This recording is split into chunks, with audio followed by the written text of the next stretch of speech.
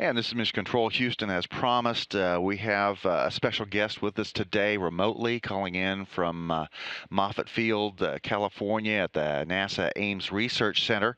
Welcome to the International Space Station update, Mark Masseri. Hi, Mark. Hey, glad to be here. Well, so you're working with an experiment on board that involves some small robotic spacecraft. Tell us a little bit more about your experiment. Sure. So my time is kind of split over two experiments right now. The first one is the Human Exploration Telerobotics Technology Demonstration Mission. And basically, it's exploring how telerobotics can take on routine, highly repetitive, or dangerous tasks to improve human space exploration missions. Within HET, my project called Smart Spheres is using the Spheres platforms that were developed by MIT and flown to station back in 2006. Basically, we adapted a Google Nexus S smartphone, and it flew on up to the ISS on STS-135 last year. Basically, what we do is we connect the smartphone to the sphere, and then the smartphone is able to tell the spheres where it would like to fly, and while it's doing this, it communicates with the ground and provides video and other information about what's happening. The other experiment that I work with, I'm the Spheres engineering manager for the ISS facility. So basically myself and a whole host of other people at Ames and Marshall and Johnson Space Center work to assist other groups with experiments that they want to perform on the Spheres platforms. So these groups can be inside of NASA, outside universities, and even outside companies. And so basically my team assists in the testing, verification, and technical support of all these experiments. Okay, and Mark, and I don't know if you can see it right now on NASA TV, but we've got some video that was recorded earlier last week as Don Pettit worked with the Sphere satellite, so we're kind of watching some video there. Okay. You mentioned this is involving a smartphone. Is there an app for that? Yeah, actually, if you go to the Google App Store and search for Cellbots Logger, that is a downloadable application, and it's the same application that we used in November for what we called our checkout. And you can download that onto your Android phone and basically duplicate the experiments for yourself. That sounds pretty cool. Well, can you tell us a little bit about Spheres satellites and how they work? Sure. The spheres themselves, they're about the size of a volleyball. We have 3 of them that are up on station. And how they move around, they use a CO2 gas thruster. They're tiny little thrusters that are on each of the various faces of the sphere. And it's able to fire those thrusters in such a way that it can move itself around in microgravity. It uses these tiny little ultrasonic beacons. So it basically uses ultrasonic sound to figure out where it is on station. And then inside of the sphere, there's a tiny microprocessor that uses the time of flight of sound to determine its location. Then what the microprocessor does is it uses a combination of those thrusters and figures out which ones to fire so that it can go from point A to point B.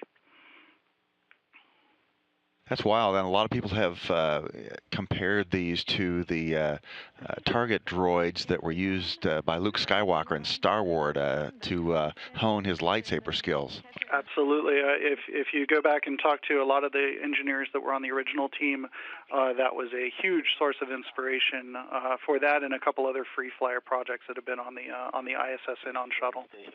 Well, so with the upcoming work that you're going to be doing, what in kind of simple terms are you trying to learn? Sure.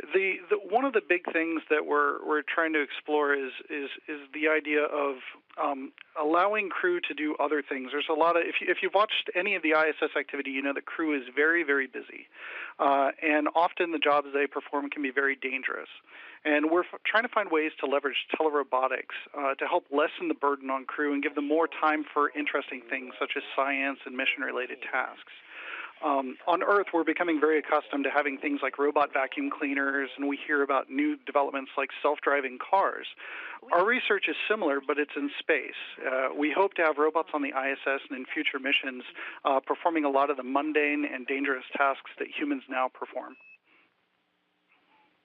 And so I remember in the remake of Flubber that had Robin Williams in it, he had a little robot helper that flew around and helped him out. Are you looking at something like that, using spheres for use inside the station? Absolutely, it is that's one of several different use cases that we're looking at. You can imagine the idea, like in that case, I think its name was Weibo, that it's kind of like a personal assistant that's there to kind of help him through his experiments and stuff like that. But you can also imagine scenarios where the robot is off doing tasks completely unattended. The astronauts have to do things like check for radiation. They have to do what they call audio dosimetry, and that's determining sound levels on station.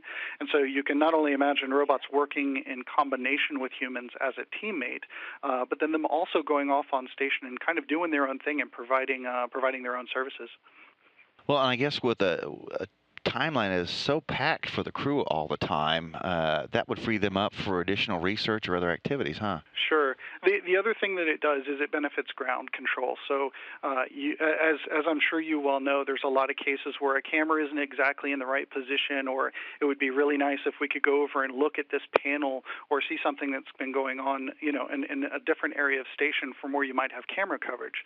So you can imagine a case where you not only have the robots that are helping crew, but then you also have robots that are helping ground control and allowing them to fly and look in places where they otherwise might not have cameras or coverage or communications with the astronauts.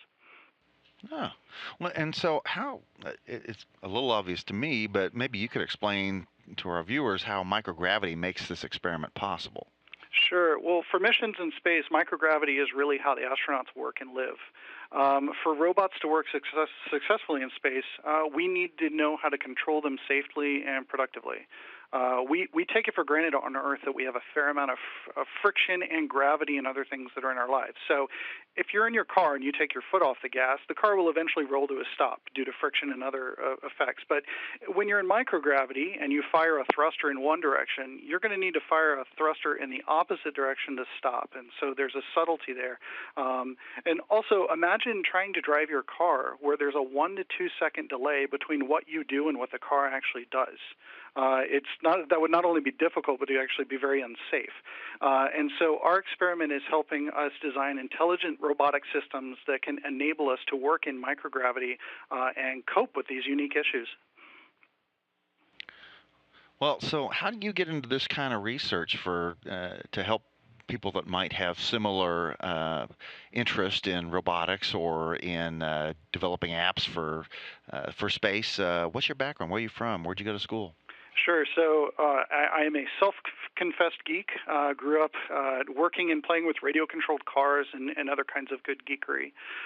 Prior to coming to NASA, I worked for about a decade designing robots for search and rescue and explosive ordnance, or sometimes called bomb squad robots. I grew up in Central Florida. So was always near Kennedy Space Center and have always been a fan of space science. I did my undergraduate and master's in computer science, and I've always kind of been a computer geek. I did that back at the University of South Florida, and I did my PhD at the University of Massachusetts Lowell, and I worked in robotics labs at both of those locations. Strangely enough, in addition to all of that, as part of my work in search and rescue, I'm also trained and certified as a firefighter, and I work part-time with FEMA and other search and rescue teams trying to figure out how to bring robotics and other technology to the field. That's really interesting. Tell us a little bit about where you work at Ames now. Sure. I really have kind of two locations that I work with here at Ames. One is in the Intelligent Robotics Laboratory, and we're a group here that works on not only free-flying robots like spheres, but also ground rovers, and basically anything that involves in robotics and trying to put intelligence into these machines that help and work with us every day. And then the other role that I have, as I mentioned before, is with the Spheres National Facility.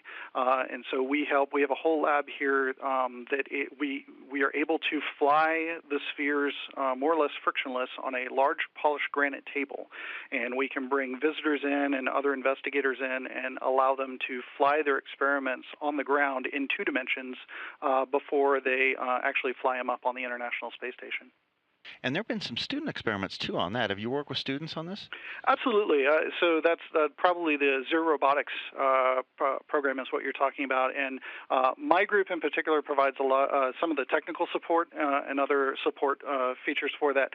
That's actually mostly coordinated through MIT, and it is a huge, huge event. And talk about a powerful, combination of schools and other groups that allow these students to fly their algorithms up on the space station. Well, thanks. You mentioned a couple of applications in your background, such as search and rescue. How can you apply the results of your experiments in space to helping people here on Earth? Well, how we use robots in space is very, very similar to how we use robots on Earth in terms of them going into hazardous locations and doing mundane tasks. So you can think of a lot of examples like bomb squad robots, search and rescue robots, and even surgery robots nowadays. All these robots require a high level of precision, and our research in space can better inform how these Earth-based robots might be better designed in the future. Well, that's really interesting, Mark. I really appreciate your being here with us today on the National Space Station Update. And we wish you the best in your activities next week and in the future using spheres and smartphones. And we hope you come back and talk to us again later and let us know how the whole smartphone thing works. Absolutely. Thanks for having me on.